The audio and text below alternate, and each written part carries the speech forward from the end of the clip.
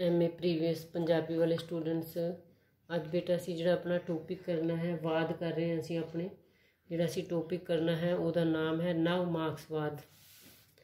नव मार्क्सवाद जो है वो मार्क्सवाद की थां ते नव मार्क्सवाद जो है मार्क्सवाद का ही एक सुधरिया होया रूप है। मतलब कि जो है जिवें मार्क्सवादी जिहड़े सीगे वो वर्ग संघर्ष की गल करके केवल मजदूर जमात की हमायत करते ने ना, पर जिहड़े नव मार्क्सवादी ने ना मतलब कि कुछ तो नवा होएगा ना फिर इन्हां विच जिहड़े नव मार्क्सवादी ने वो संपूर्ण मानवता के विकास नूं लैके तुरदे ने। जिवें दुबारे दसदे हैं मैं तुहानूं, जिवें मार्क्सवादी जिहड़े सीगे वो मजदूर जमात की हमायत की गल करते हैं, पर नव मार्क्सवादी जिहड़े ने वो संपूर्ण मानवता के विकास नूं नाल लैके तुरदे ने। जिवें बेटा जिहड़ा कार्ल मार्क्स सीगा ना, कार्ल मार्क्स जी के नाम ते मार्क्सवाद बनिया।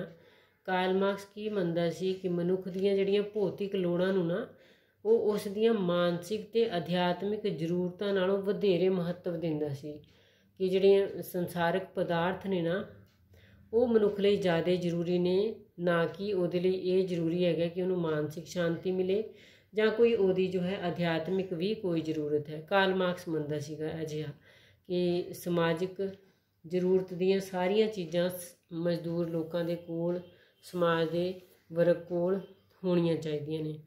देखो बेटा नव मार्क्सवाद, नव मार्क्सवाद पुरातन सनातनी मार्क्सवाद। सनातनी मार्क्सवाद किहनूं कहा गया?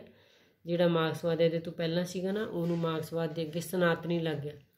सनातनी मार्क्सवाद अपने आप नूं एक विज्ञान समझदा सी। कार्ल मार्क्स होरी वैज्ञानिक लीहां ते ही तुरे ना, एक विज्ञान समझते सी, जद कि नव मार्क्सवाद उसनूं केवल एक आलोचनात्मक जुगत अते समाज विज्ञान मनदा है। जद कि जो है कि नव मार्क्सवादी की मनते ने उन्होंने कि ये तो सिर्फ एक आलोचनात्मक जुगत सीगी जां एक सिर्फ एक समाज का विज्ञान है, होर कोई विज्ञान नहीं है।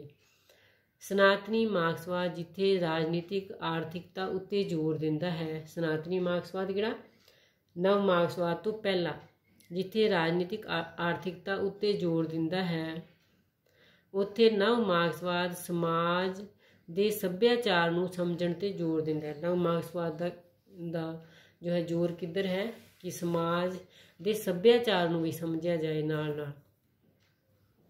जिथे सनातनी मार्क्सवाद पिछे केवल एक ही विचारधारा समाजवाद काम करती सी। मतलब कि मार्क्सवाद के पिछे जिथे इक्को ही विचारधारा समाजवाद काम करती सी, उत्थे नव मार्क्सवाद ने अस्तित्ववाद, संरचनावाद, उत्तर संरचनावाद, विरचनावाद आदि सारे वादां नूं अपने अंदर समाउण की कोशिश की। मतलब कि मार्क्सवाद के अंदर सिर्फ की सीगा समाजवाद, पर जो है नव मार्क्सवाद के अंदर देखो अस्तित्ववाद भी है। अस्तित्ववाद टॉपिक असी कर लिया। संरचनावाद अजे असी करांगे, उत्तर संरचनावाद, विरचनावाद भी ये टॉपिक भी असी करने ने। मतलब कि ये सारे टॉपिक नव मार्क्सवादी की मनते हैं कि इन्हां दे अंदर इन्हां दी इस विचारधारा के अंदर समाये हुए ने। जान पछाण नव मार्क्सवाद दूजे विश्व युद्ध के पिछे के समय की उपज है। जो दूजा विश्व युद्ध होया ना उस वेले दे पिछे के समय की उपज है। बहुत सारे विद्वान इसनूं उत्तर मार्क्सवाद भी आखते हैं। इसका दूजा नाम की है? उत्तर मार्क्सवाद। नव मार्क्सवादियों अनुसार अज का संघर्ष कुलीनता के विरुद्ध नहीं, मतलब कि अमीर लोगों के विरुद्ध नहीं है अज का संघर्ष जिवें कि पुरातन समय विच सी, अते ना ही आर्थिक स्थिति के विरुद्ध है। तो कहते ना ही आर्थिक स्थिति के विरुद्ध है जिवें कि मशीनी युग भाव उद्योगिक युग विच सीगा, सगों अज जरूरत अजिहे पद्धर ते लड़न दी है जिस नाल मानवतावाद नूं अखंड रखिया जा सके। मतलब कि मानव अधिकारां नूं दी पैरवी की जा सके, अजिही जरूरत हैगी है। कहते कि होर जिहड़ी है अमीर लोगों के खिलाफ लड़न की लोड़ नहीं, आर्थिक स्थिति के विरुद्ध भी जाण की लोड़ नहीं, ने मानवतावाद प्रति तुसीं प्रतिबद्ध होवो। ये इन्हां दा नव मार्क्सवादियों का आखना है।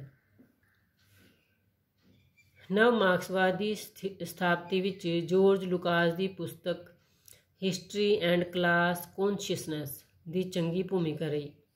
डॉक्टर सुरजीत सिंह भट्टी भी जो है नव मार्क्सवाद नूं 3 प्रणालियों का मिल गोबा मनदा है ਕਿਹੜੀ ਪ੍ਰਣਾਲੀਆਂ ਦਾ ਪਿੱਛੇ ਆ ਵੀ ਗਈ ਨਾ ਵੈਸੇ ਗੱਲ। ਕਿ ਪਹਿਲੀ ਪਾਉਲ ਸਾਰਤਰ ਦਾ ਅਸਤਿਤਵਵਾਦ, ਦੂਜੀ ਲੂਈਸ ਅਲਥੂਜ਼ਰ ਦਾ ਸੰਰਚਨਾਵਾਦ, ਤੀਜੀ ਜੋ ਬ੍ਰਿਟਿਸ਼ ਮਾਰਕਸਵਾਦ ਦਾ।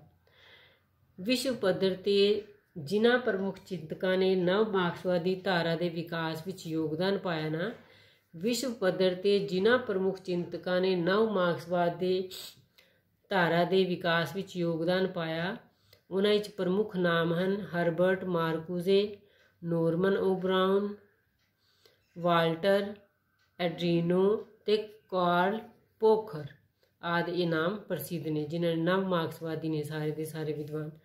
ਨਵ ਮਾਰਕਸਵਾਦ ਦਾ ਸੰਬੰਧ ਫਰੈਂਕਫਰਟ ਸਕੂਲ ਨਾਲ ਜੋੜਿਆ ਜਾਂਦਾ ਹੈ। ਕਿਹੜੇ ਸਕੂਲ ਨਾਲ? ਫਰੈਂਕਫਰਟ ਸਕੂਲ ਨਾਲ ਜੋੜਿਆ ਜਾਂਦਾ ਹੈ। ਇਸ ਸਕੂਲ ਨਾਲ ਜੁੜੇ ਚਿੰਤਕ ਇਸ ਗੱਲ ਉੱਤੇ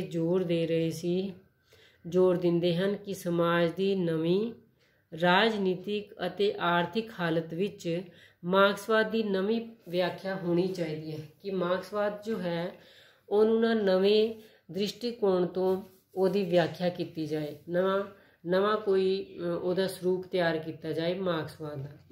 ਨਵ ਮਾਰਕਸਵਾਦੀ ਮਾਰਕਸਵਾਦ ਨੂੰ ਕ੍ਰਿਟੀਕਲ ਥਿਊਰੀ ਤੋਂ ਵੱਧ ਹੋਰ ਕੁਛ ਨਹੀਂ ਮੰਨਦੇ। ਕੀ ਨਹੀਂ ਮੰਨਦੇ? ਕ੍ਰਿਟੀਕਲ ਥਿਊਰੀ ਤੋਂ ਵੱਧ ਕੁਛ ਨਹੀਂ ਮੰਨਦੇ। ਨਵ ਮਾਰਕਸਵਾਦੀਆਂ ਦਾ ਇੱਕ ਹੋਰ ਪ੍ਰਮੁੱਖ ਚਿੰਤਕ ਗਰਾਸਮੀ ਮਾਰਕਸਵਾਦ ਦੇ ਇਸ ਵਿਚਾਰ ਦਾ ਖੰਡਨ ਕਰਦਾ ਹੈ ਕਿ ਲੋਕਤੰਤਰ ਰਾਹੀਂ ਸਮਾਜਵਾਦ ਦੀ ਸਥਾਪਨਾ ਨਹੀਂ ਹੋ ਸਕਦੀ। ਮਤਲਬ ਕਿ ਗਰਾਸਮੀ ਜੋ ਹੈ ਉਹਨਾਂ ਦੀ ਇਸ ਗੱਲ ਦਾ ਖੰਡਨ ਕਰਦਾ ਹੈ।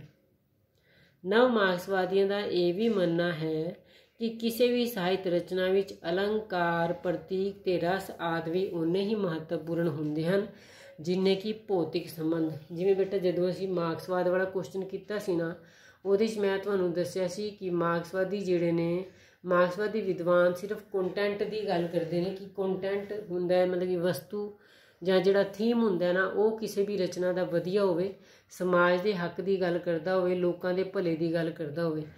ਤੇ ਜਦੋਂ ਕਿ ਉਹ ਰੂਪਕ ਪੱਖ ਨੂੰ, ਸੰਰਚਨਾਤਮਕ ਪੱਖ ਨੂੰ ਕੋਈ ਬਹੁਤਾ ਮਹੱਤਵ ਮਾਰਕਸਵਾਦੀ ਨਹੀਂ ਦਿੰਦੇ। ਪਰ ਨਵ ਮਾਰਕਸਵਾਦੀ ਜਿਹੜੇ ਨੇ ਨਾ, ਉਹ ਕਹਿੰਦੇ ਨੇ ਕਿ ਰੂਪਕ ਪੱਖ ਵੀ ਉਤਨਾ ਹੀ ਜ਼ਰੂਰੀ ਹੈ ਕਿਸੇ ਰਚਨਾ ਲਈ ਜਿੰਨਾ ਉਹਦਾ ਕੰਟੈਂਟ ਜ਼ਰੂਰੀ ਹੈਗਾ। ਨਵ ਮਾਰਕਸਵਾਦੀ ਚਿੰਤਕ ਟੈਰੀ ਇੰਗਲਟਨ ਮਾਰਕਸਵਾਦੀ ਆਲੋਚਨਾ ਅਤੇ ਇਸ ਦੇ ਪਿੱਛੇ ਕੰਮ ਕਰਦੇ ਇਤਿਹਾਸਕ ਹਾਲਾਤਾਂ ਦੀ ਮਹੱਤਤਾ ਨੂੰ ਸਮਝਦੇ ਹੋਏ ਨਵਾਂ ਵਿਚਾਰ ਕੀ ਪੇਸ਼ ਕਰਦਾ ਹੈ। ਕਹਿੰਦਾ ਜਿਸ ਦੀ ਪੇਸ਼ਕਾਰੀ ਉਹਨੇ ਆਪਣੀ ਕਿਤਾਬ ਮਾਰਕਸਿਜ਼ਮ ਐਂਡ ਲਿਟਰੇਰੀ ਕ੍ਰਿਟਿਸਿਜ਼ਮ ਵਿੱਚ ਕੀਤੀ, ਅਤੇ ਦੂਜੀ ਕਿਤਾਬ ਕਿਹੜੀ ਸੀ? ਕ੍ਰਿਟਿਸਿਜ਼ਮ ਐਂਡ ਆਈਡੀਓਲੋਜੀ ਵਿੱਚ ਕਰਦਾ ਹੈ। ਤੇ ਟੈਰੀ ਇੰਗਲਟਨ ਲਿਖਦਾ ਹੈ ਮਾਰਕਸਵਾਦ ਬਾਰੇ ਦੂਜੇ ਚਿੰਤਕ ਕੀ ਗੱਲਾਂ ਕਰਦੇ ਨੇ, ਉਹ ਨਾਲ ਸੰਬੰਧਿਤ ਗੱਲਾਂ ਨੇ ਇਸ ਪੇਜ 'ਤੇ। ਟੈਰੀ ਇੰਗਲਟਨ ਕੀ ਲਿਖਦੇ, ਹੁਣ ਇਹਨੂੰ ਧਿਆਨ ਨਾਲ ਦੇਖਣਾ ਬੇਟਾ। ਕਿ ਮਾਰਕਸਵਾਦੀ ਆਲੋਚਨਾ ਸਾਹਿਤ ਦਾ ਵਿਸ਼ਲੇਸ਼ਣ, ਮਾਰਕਸਵਾਦੀ ਆਲੋਚਨਾ ਸਾਹਿਤ ਦਾ ਵਿਸ਼ਲੇਸ਼ਣ ਉਹਨਾਂ ਇਤਿਹਾਸਕ ਹਾਲਾਤਾਂ ਦੇ ਪ੍ਰਸੰਗ ਵਿੱਚ ਕਰਦੀ ਹੈ ਜੋ ਇਸ ਨੂੰ ਪੈਦਾ ਕਰਦੀਆਂ ਹਨ, ਜਦ ਕਿ ਜ਼ਰੂਰਤ ਮਾਰਕਸਵਾਦੀਆਂ ਆਪਣੀਆਂ ਹਾਲਾਤਾਂ ਬਾਰੇ ਜਾਣਕਾਰੀ ਦੀ ਲੋੜ ਹੈ। ਟੈਰੀ ਇੰਗਲਟਨ ਕੀ ਮੰਨਦਾ ਹੈ ਕਿ ਮਾਰਕਸਵਾਦੀ ਜਿਹੜੇ ਨੇ ਨਾ, ਮਾਰਕਸਵਾਦੀ ਜਿਹੜੀ ਆਲੋਚਨਾ ਹੁੰਦੀ ਹੈ, ਉਹ ਕਿਸੇ ਵੀ ਲਿਟਰੇਚਰ ਦਾ ਵਿਸ਼ਲੇਸ਼ਣ, ਚਾਹੇ ਉਹ ਨਾਵਲ ਹੋਏ, ਚਾਹੇ ਨਾਟਕ ਹੋਏ, ਨਿੱਕੀ ਕਹਾਣੀ ਹੋਏ, ਉਹਦਾ ਵਿਸ਼ਲੇਸ਼ਣ ਜੋ ਹੈ ਇਤਿਹਾਸਕ ਹਾਲਾਤਾਂ ਦੇ ਪ੍ਰਸੰਗ ਵਿੱਚ ਕਰਦੀ ਹੈ।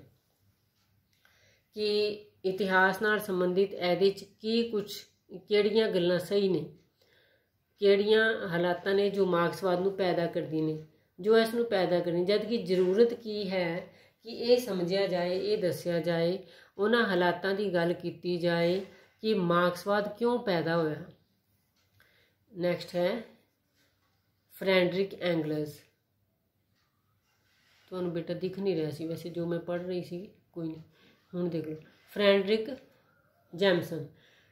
ਜੈਮਸਨ ਕੀ ਆਖਦਾ ਹੈ? ਕਹਿੰਦਾ ਇੱਕ ਨਵ ਅਮਰੀਕੀ ਮਾਰਕਸਵਾਦੀ ਚਿੰਤਕ ਹੈ ਫਰੈਡਰਿਕ ਜੈਮਸਨ, ਜੋ ਮਾਰਕਸਵਾਦੀ ਵਿਚਾਰਧਾਰਾ ਦੇ ਇਸ ਪੱਖ ਨੂੰ ਰੱਦ ਕਰਦਾ ਹੈ ਕਿ ਸਾਹਿਤਕ ਰਚਨਾਵਾਂ ਦੇ ਰੂਪਕ ਪੱਖ ਦਾ ਕੋਈ ਮਹੱਤਵ ਨਹੀਂ ਹੁੰਦਾ। ਹੁਣ ਅਸੀਂ ਗੱਲ ਕੀਤੀ ਹੈ ਨਾ ਪਿਛਲੇ ਪੇਜ 'ਤੇ ਕਿ ਰੂਪਕ ਪੱਖ ਦਾ ਵੀ ਆਪਣਾ ਮਹੱਤਵ ਹੁੰਦਾ ਹੈ, ਅਤੇ ਫਰੈਡਰਿਕ ਜੈਮਸਨ ਐਸੇ ਪੱਖ ਤੋਂ ਮਾਰਕਸਵਾਦ ਦੀ ਵਿਰੋਧਤਾ ਕਰਦਾ ਹੈ ਕਿ ਉਹ ਰੂਪਕ ਪੱਖ ਨੂੰ ਕਿਉਂ ਨਹੀਂ ਮਹੱਤਤਾ ਦਿੰਦੇ, ਕੇਵਲ ਉਹਨਾਂ ਵਿੱਚ ਸਮਾਜਿਕ ਯਥਾਰਥ ਦੀ ਪੇਸ਼ਕਾਰੀ ਜ਼ਰੂਰੀ ਹੈ। ਮਤਲਬ ਕਿ ਮਾਰਕਸਵਾਦੀ ਤਾਂ ਇਹ ਸੋਚਦੇ ਨਾ ਕਿ ਸਮਾਜਵਾਦੀ ਯਥਾਰਥ ਦੀ ਬਸ ਗੱਲ ਕੀਤੀ ਜਾਏ, होर जो है रूपक पक्ष चाहे ਉਹਦੇ 'ਚ कुछ भी ना होए। इस उपरोक्त धारणा ਨੂੰ ਰੱਦ ਕਰਦੇ ਹੋਏ ਜੈਮਸਨ जो है ये विचार पेश करता है कि रूप की संपूर्णता भी वस्तु यथार्थ ਹੁੰਦਾ जो ਉਹਦੇ 'ਚ ਕੰਟੈਂਟ ਜਾਂ जो ਉਹਦੇ 'ਚ ਥੀਮ पेश हो रहा है ਉਹਦੀ पेशकारी ਨੂੰ सही दिशा प्रदान करे। मतलब कि दोवें होने चाहिए ने, जैमसन का कहना है।